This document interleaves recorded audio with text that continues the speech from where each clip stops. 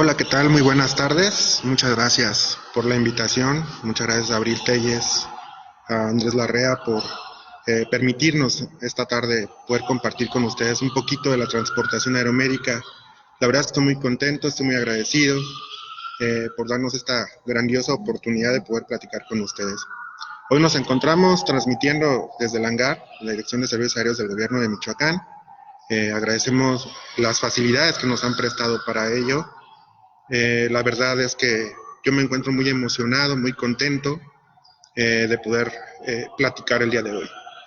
Quiero platicarles un poquito de lo que es nuestro grupo aeromédico. La verdad es que con mucho esfuerzo hemos logrado consolidarnos como un grupo fuerte en nuestro país. Se ha logrado tener un trinomio perfecto conjuntando los esfuerzos de paramédicos, enfermería, médicos. Contamos actualmente con 6 paramédicos de vuelo, 2 enfermeros, enfermeras de vuelo y 2 médicos que laboran desde la dirección médica en nuestro grupo. Bienvenidos, vamos a iniciar con nuestro tema el día de hoy. La verdad es que esto comenzó como un sueño. Todos los que nos dedicamos al prehospital, todos los paramédicos, de alguna manera deseamos volar, deseamos trabajar en una ambulancia aérea y bueno, poder llevarlo a cabo, estudiando, teniendo pues en este quehacer diario de las urgencias médicas, ir practicando, ir entrenando muy duro para poderlo llevar a cabo. Eh, este sueño de poder volar, de poder transportar pacientes en estado crítico, debe de ir de la mano con todo el estudio, con toda la experiencia, con todos los nuevos artículos, los nuevos lineamientos, principios que se pueden ir generando. Vamos a trabajar un poquito ahorita de la eficiencia de los servicios médicos aéreos, sobre todo en helicóptero. Hay infinidad de estudios que han mostrado la efectividad precisamente del transportar a una persona en estado crítico grave a un hospital, aminorando tiempos a través del ala rotativa, a través de una aeronave. Se han hecho últimamente algunos estudios, tengo aquí a la mano, que habla de 18.291 transportes en pediatría, en traumatismo pediátrico, y que se ha visto reflejado en la sobrevida de estos pacientes, que ha incrementado la sobrevida de estos pacientes, que ha disminuido la mortalidad al utilizar el transporte aéreo. Desde 1870 que se hizo el transporte aéreo en globo, se han venido mostrando los cambios, los beneficios en los pacientes que hemos trasladado, que se han venido trasladando a lo largo de toda la historia. Pero es hasta la Segunda Guerra Mundial y posteriormente el uso del helicóptero en la Guerra de Corea, en la Guerra de Vietnam, donde se dio todo este auge sobre el transporte aéreo en pacientes trasladados en helicóptero. No sé, hablaban por ahí en la Guerra de Corea, 17,000 personas evacuadas, más de 1 millón de pacientes evacuados en guerras en helicóptero. Entonces se ha visto el beneficio de poder trasladar a esos pacientes. No todo el tiempo prehospitalario es igual, influencia del tiempo de escena en la mortalidad. Por eso vemos algunas indicaciones, algunas contraindicaciones en los pacientes, pero generalmente vamos a trasladar a los pacientes que son tiempo dependientes, es decir, un infarto agudo al miocardio que requiere una atención inmediata, un paciente con infarto cerebral, una mujer embarazada en riesgo. Hay diversidad de programas aeromédicos en nuestro país, cada uno pues tiene variantes en cuestión de orografía, en cuestión de distancias. En el estado de Michoacán nosotros laboramos, son cerca de 113 municipios, donde tenemos traslados sumamente largos por vía terrestre. Estamos hablando de más de 8 horas, más de 7 horas. Entonces exponer a esos pacientes durante esos tiempos prolongados en transporte terrestre, pues vimos que es mucho mejor el hacerlo por vía aérea. Y esto respaldado pues con evidencia científica, ¿sí? Reitero, desde la guerra de Corea, la guerra de Vietnam, si nos vamos ahora en la actualidad, Afganistán, Irak, y los programas aeromédicos en nuestro país, que cada día van siendo más efectivos. Recuerdo los estados colindantes con nuestro estado de Michoacán, donde tuve la oportunidad de trabajar, por ejemplo, en la unidad de rescate de relámpagos, son pioneros en el rescate aéreo. con grúa de rescate, el sistema de emergencias del estado de Guanajuato, vemos a Jalisco con sus helicópteros medicalizados, ¿no? Suma de Puebla.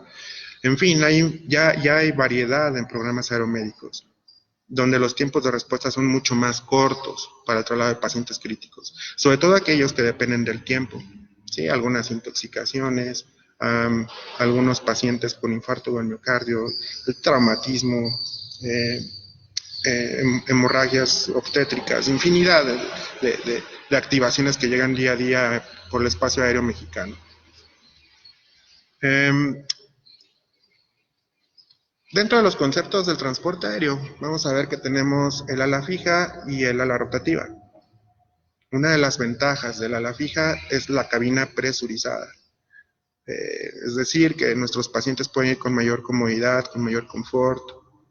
Hay menos cambios fisiológicos, sobre todo relacionados con la altitud.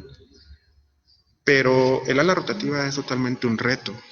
El ala rotativa, al no tener una cabina presurizada, pues nos conlleva a tener en cuenta algunos cambios fisiológicos, unos cambios fisiopatológicos inducidos por el traslado.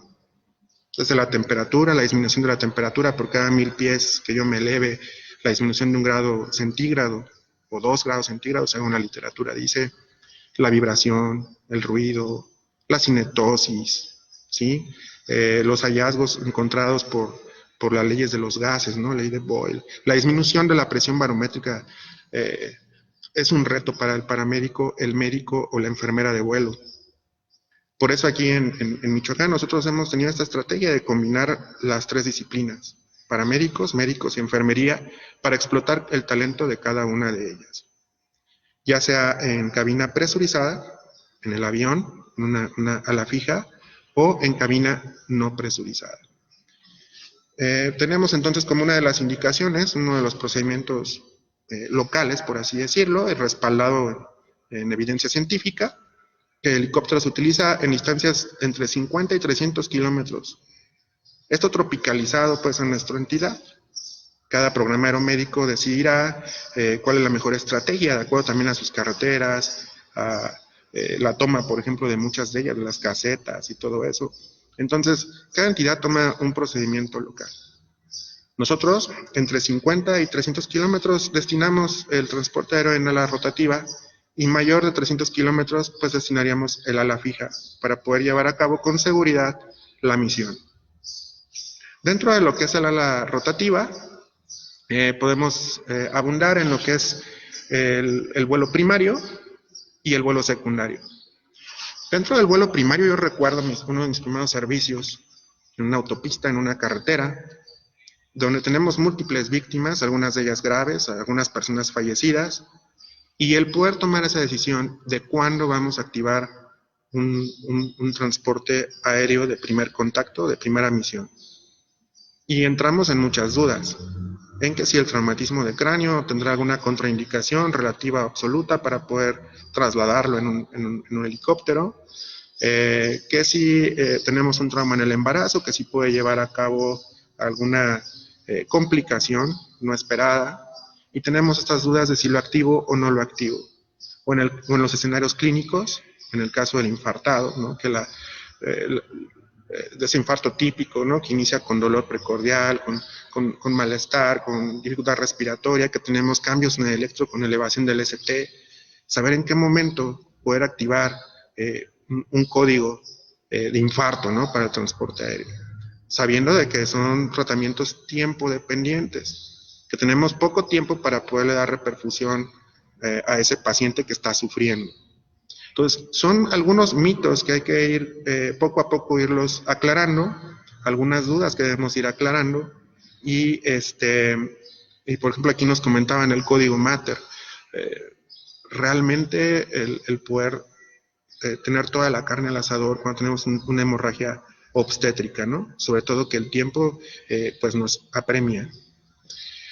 Entonces, esa toma de decisiones se va a respaldar revisando la evidencia científica. ¿Y qué es lo que nosotros sugerimos? Bueno, primero que nada, tener algunas indicaciones para el transporte aeromédico. Yo sugiero, muchas de las veces, En el caso del trauma, revisar la cinemática del trauma, el mecanismo de lesión. Si yo tengo índice de sospecha, donde hay un sangrado no controlado interno, donde hay una hemorragia no controlada, pues puedo tener la autoridad para poder regular a ese paciente y con mi dirección médica solicitar el transporte aéreo. Múltiples lesionados, como el lesionado que comentábamos ahorita, en estado crítico, donde hay algunas personas fallecidas, donde el mecanismo es de alto impacto, pues podemos tener víctimas graves, ¿no? Y que la distancia por vía terrestre sería mucho mayor y que realmente tendría impacto el utilizar una aeronave. Recordando que son costosos las operaciones que se manejan en las aeronaves, que tienen algún costo que supera al transporte terrestre. Cuando la diferencia en el tiempo en el transporte terrestre y aéreo representa un sustancial impacto sobre el pronóstico del paciente. Tenemos alguna experiencia sobre algunos intoxicados, algunos envenenamientos, donde después de haber sido descontaminados les va muy bien siendo trasladados por vía aérea.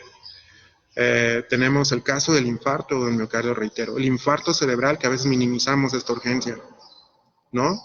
Teniendo los datos clínicos, la detección del evento vascular cerebral de tipo isquémico sobre todo, poder activar la aeronave. Cuando los recursos locales y profesionales no pueden proveer los cuidados que el paciente requiere en este segundo contacto, cuando el paciente ingresa a una clínica o a un hospital que no tiene la capacidad resolutiva, entonces la aeronave puede ser trasladada y puede llevar a cabo con seguridad el transporte del paciente.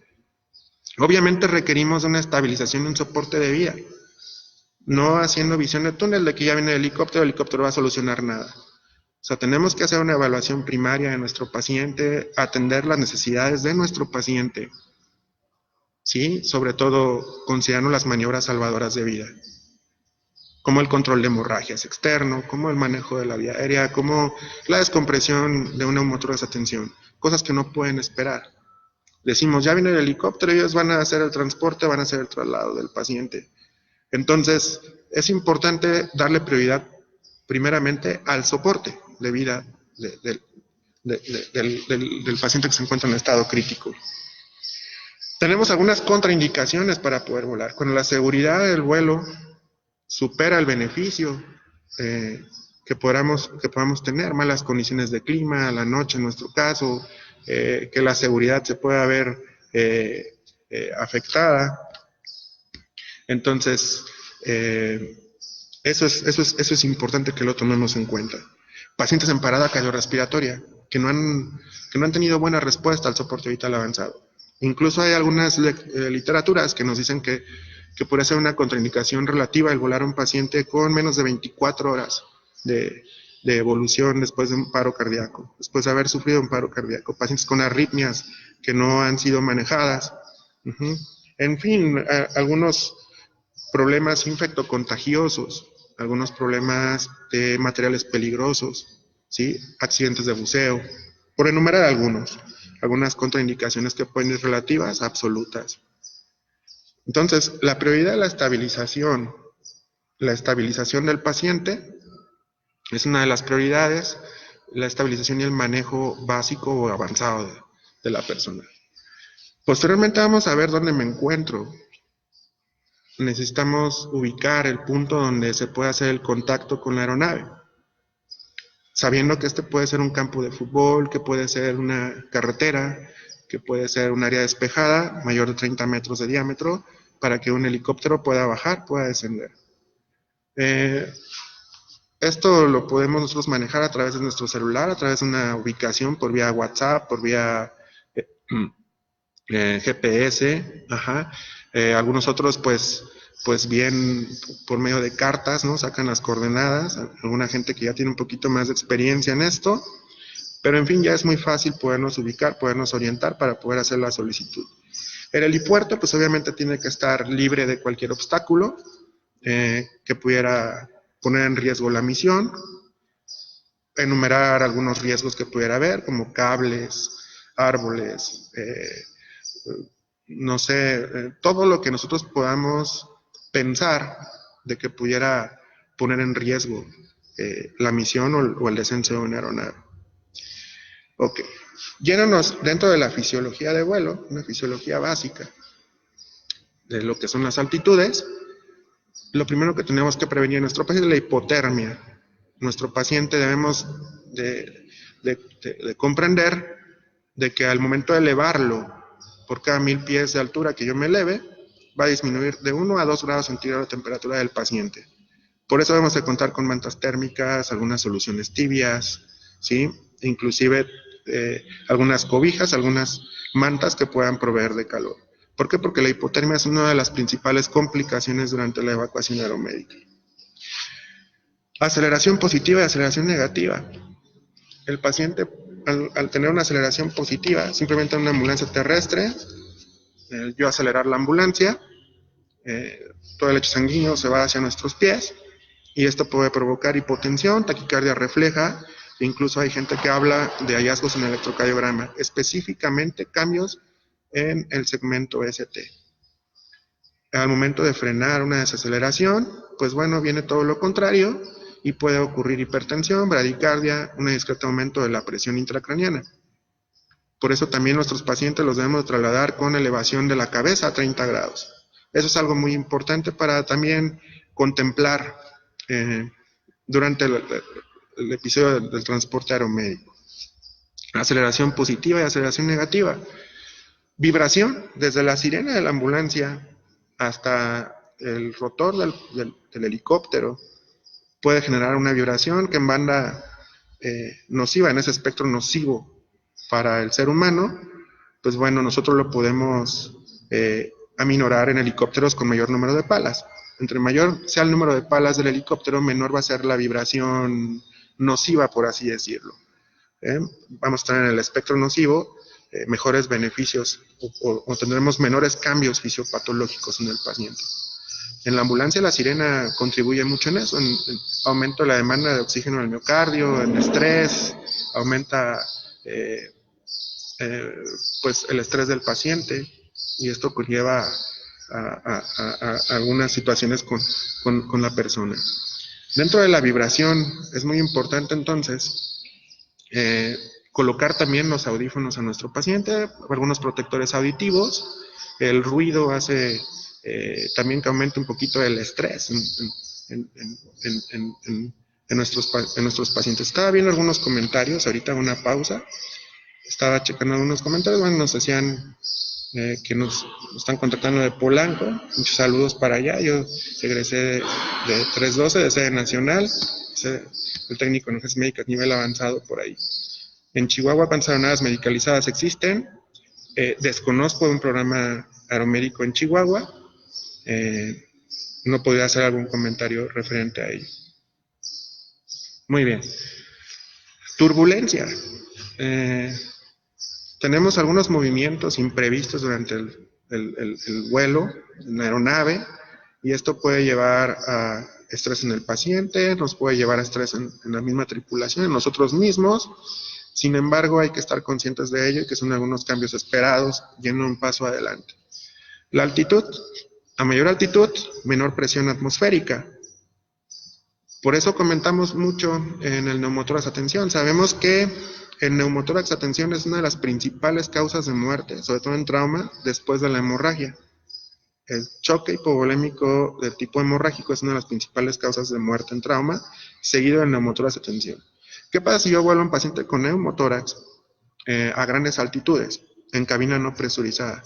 Al momento de yo elevarme, va a disminuir la presión atmosférica y por lo tanto va a incrementar el volumen de los gases. Esto por la ley de Boyle. Si yo no voy un paso adelante y no decidí en un vuelo secundario, por ejemplo, de que es mejor que lleve su sello pleural, que lleve su tubo de toracostomía al paciente, puedo tener la presencia de un neumotórax atención durante el vuelo. Ahora, si yo estoy teniendo de primer contacto un accidente y sospecho de un traumatismo torácico, no tengo las posibilidades todavía de algún ultrasonido, algún FAST, alguna mirada rápida con ultrasonido, pues yo debo de pensar que pudiera haber un neumotórax.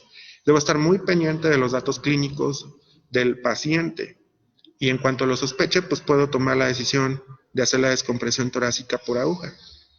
De acuerdo a las nuevas guías, pues ahora estamos optando por hacerlo en la línea mediaxilar, ¿no? Pero también podemos hacerlo en el segundo espacio intercostal, la parte anterior. O sea, eh, digo, el manejo del trauma de tórax ha tenido algunas variantes, sobre todo ahorita en los últimos años, de acuerdo al espesor anteroposterior del tórax, pero definitivamente la tasa de error mayor es no elegir el catéter correcto, ¿no? Para la descompresión torácica por agua. Entonces, saber que cuando vamos a transportar a un paciente vía aérea, la altitud nos puede jugar una situación de este tipo y de que un neumotórax simple se vuelva un neumotórax a tensión, ¿no? Entonces tenemos que tomarlo mucho en cuenta. El ultrasonido es una de las herramientas que ahorita podemos tener disponibles y que ya algunos programas aeromédicos lo están manejando. Nos ha escuchado la experiencia de con nosotros, donde ya están entrenando para hacer ultrasonido a bordo de las aeronaves.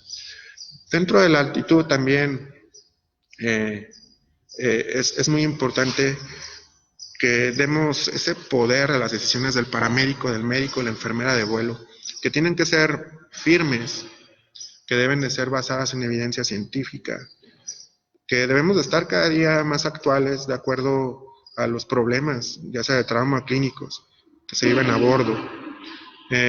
Son distancias largas muchas de las veces. Entonces el paramédico está solito a muchos pies de altura tomando decisiones. Leía un artículo hace un par de días donde tú recibes la información, la obtienes, generas una comprensión de la información que tú estás recibiendo, la proyectas, lo transformas en una decisión, en un plan y la ejecutas, ¿no? Lo que decíamos ahorita de la descompresión torácica por agujeros, ¿no? Pero puede ser también el manejo de una arritmia letal, el desfibrilar en aeronave. ¿Se puede desfibrilar en una aeronave? ¿En un helicóptero, en un avión? Bueno, los estudios revelan que sí, que es una maniobra segura, pero siempre y cuando tomemos en cuenta al comandante de la aeronave. O sea, tenemos que tener esa autorización del piloto, del capitán piloto aviador, donde le informamos, sabe que tenemos una arritmia y que necesitamos tratarla, necesitamos manejarla. Preferiblemente se utilizan los parches adhesivos al tórax del paciente, durante el vuelo. Y bueno, pues realizamos algunos procedimientos básicos, ¿no? Sobre todo teniendo precaución con el oxígeno. Recuerden que tenemos combustible y tenemos todo para que se genere un incendio, ¿no? Que haya una reacción ahí química y que tengamos algún incendio. Entonces hay que tomar algunas precauciones. Sin embargo, los estudios han revelado de que es una maniobra segura al hacerlo durante el vuelo. Dentro de la misma vibración, del efecto de las palas, sobre todo del paciente que va convulsionando, o del paciente que ha sufrido un traumatismo craneoencefálico, hay un efecto estroboscópico ahí. Entonces tenemos que ser muy conscientes de llevar con sus medicamentos ya indicados por el médico o por la dirección médica, según sea el caso, para evitar crisis convulsivas durante el vuelo. Este efecto estroboscópico es difícil que afecte a un ser humano que no tiene alguna condición preexistente, que pueda llevarlo a una convulsión, pero sí en pacientes que puedan ser sensibles, ¿sí? Insisto, como en un traumatismo, en un paciente con crisis convulsivas, en un estatus epiléptico, en una mujer con síndrome de HELP, no sé. Entonces tenemos que tomar en cuenta todo ese tipo de cosas. El resultado de una operación insegura desafortunadamente va a repercutir en la muerte ya sea del paciente, en el riesgo de toda la tripulación. Por eso hay que tener en la balanza que es mayor si el riesgo o el beneficio de la operación aeromédica. Si es un paciente con probabilidades de sobrevivir que se encuentra en estado crítico o es un paciente que ya no tiene posibilidades de sobrevivir. Por eso tenemos que tener mucho ese contacto con nuestra dirección médica, con nuestro médico de vuelo, para saber en ese debriefing, en ese briefing con nuestro piloto, saber si el riesgo supera al beneficio o el beneficio supera el riesgo para poder llevar a cabo una operación lo más segura posible. El rescatista pues no puede terminar siendo rescatado, ¿no? Entonces es importante tomar esto en cuenta, que siempre la seguridad es primordial, siempre la prioridad. ¿Qué pasa con el manejo de la vía aérea en los pacientes trasladados por helicóptero? Me preguntaban ahorita.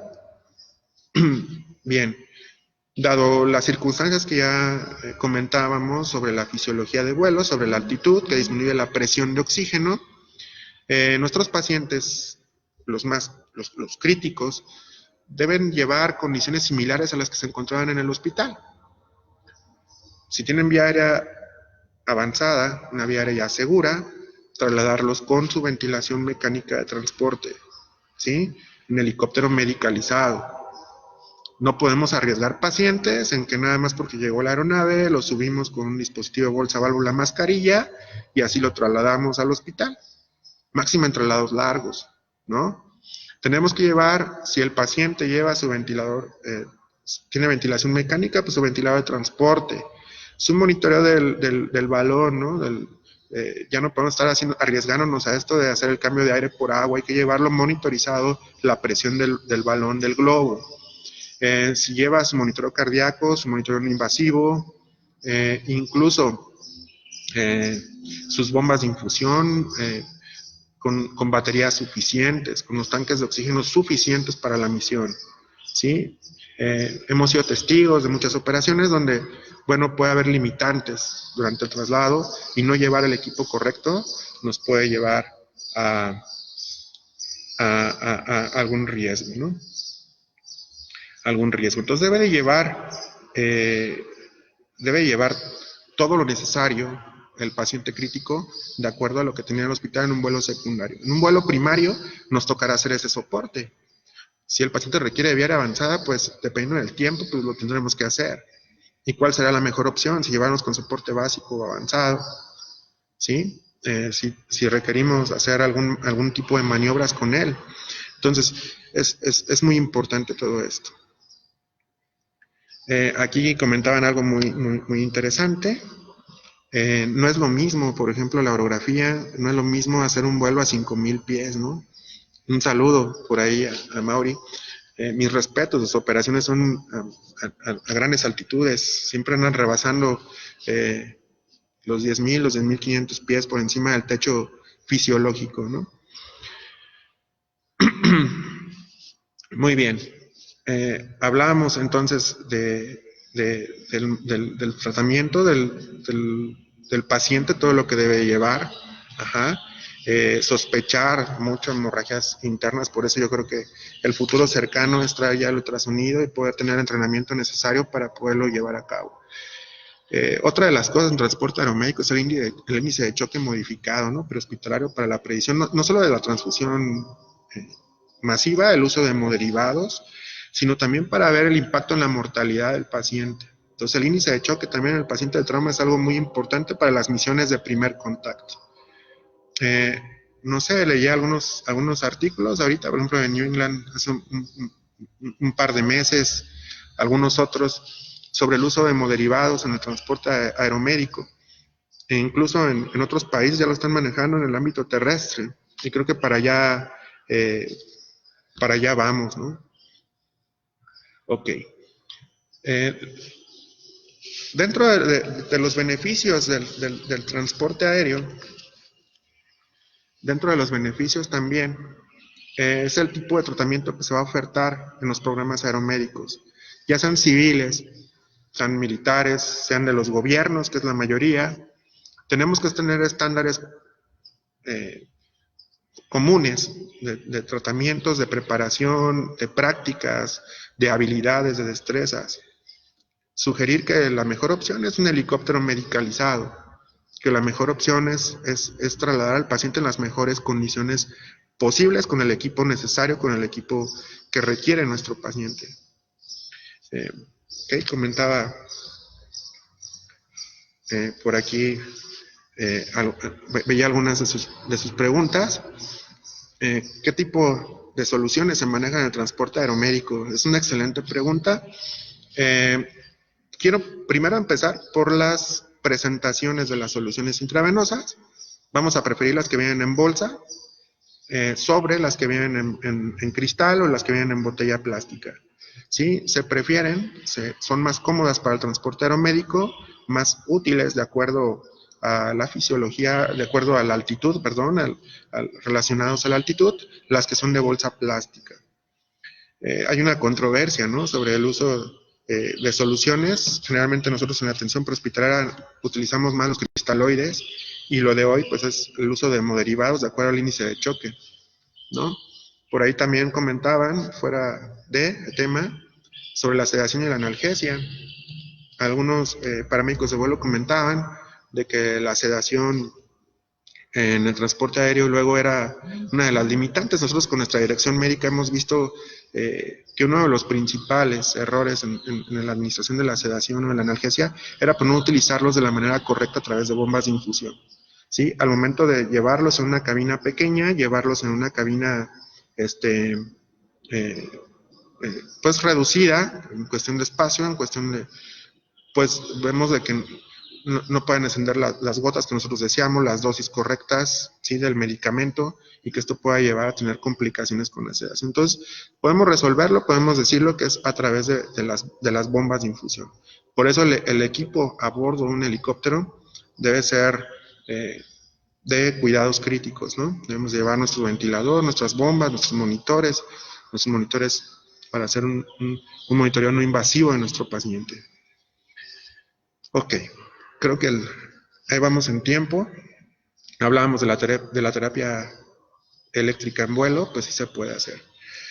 Ok, algunas de las contraindicaciones también para el transporte aéreo, sobre todo en helicóptero, es cuando queremos activarlo por esa calentura, ¿no? Que luego muchas veces tenemos, pero la distancia es muy corta. Son distancias sumamente cortas, y que el costo sería mayor que el beneficio que pueda tener o la repercusión que pueda tener el paciente. Es decir, la ambulancia terrestre lo puede hacer con mucha seguridad, ¿sí? Lo puede hacer con mucha seguridad, y entonces ese costo tan alto lo podríamos tener en pacientes con mayores distancias, ¿no? Para aprovechar los recursos. Pero también estoy de acuerdo que hay veces que son distancias muy cortas, pero que el tráfico, las manifestaciones, sobre todo en grandes ciudades, o el tratamiento que se pueda llegar a requerir, pues exige que se utilice una aeronave. Porque el paciente se encuentra atrapado o se encuentra prensado, entonces sería importante considerar el transporte aéreo. Bien,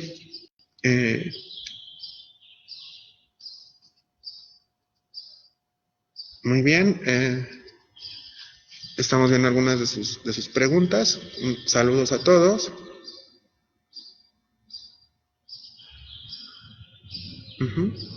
Por aquí hablaban también de esta nuevas guías, ¿no? Sobre el tratamiento de neumotoras de atención nasal en la región axilar.